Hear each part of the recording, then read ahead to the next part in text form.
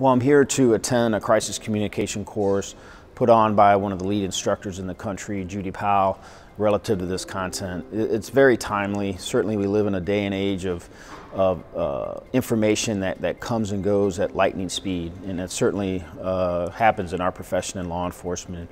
What we wanted to do, along with the Chatham County Sheriff's Office, is co-host this event and provide this training to the professionals in this area so they have the information that they need to handle any crisis that may come their way at any given time.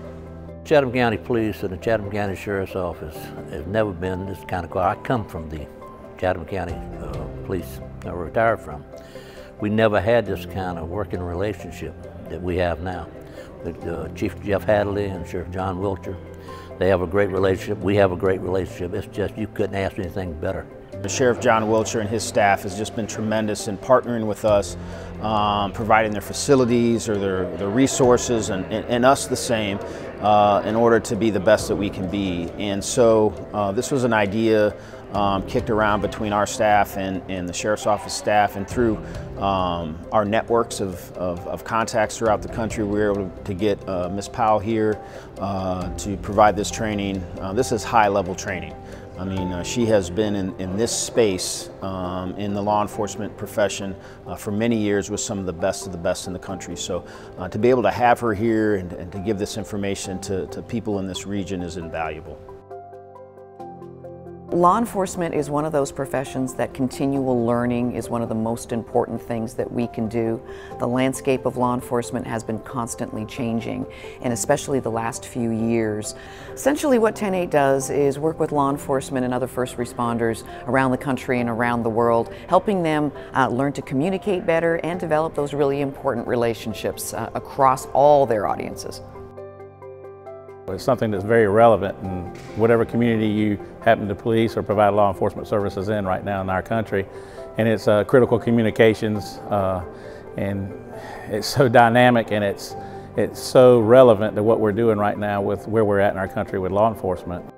She's bringing some of the best practices in here today and sharing them with us that'll give us the opportunity to apply these in our community and apply them within our organizations once she's gone.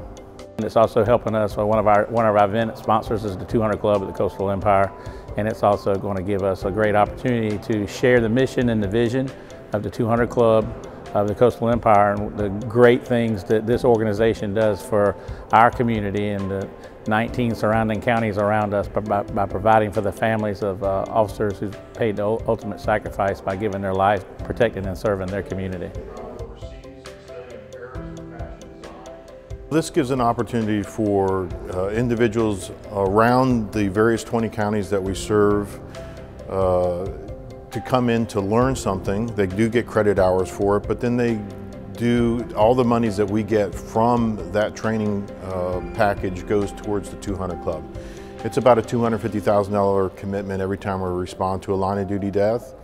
And so anytime we have an opportunity to raise those monies for that need, is important, but I think more importantly in this particular case, it gives a lot of the command staff from the surrounding communities an opportunity to learn about what we do, why we do it, and how they can help, and better prepare their officers to be safe when they're out there on the streets.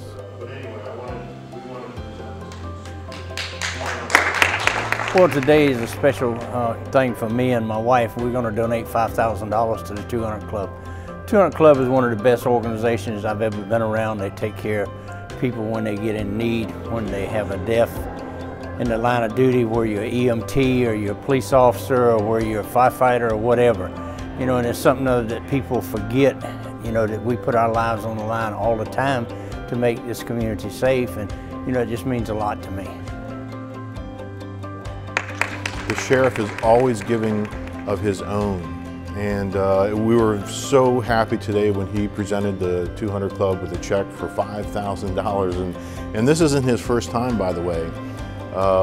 So not only does he motivate his team to give, whether it's money or whether it's through volunteerism, his own money is extremely important, he and his wife. So we're very pleased and very proud to have him as a part of our leadership team.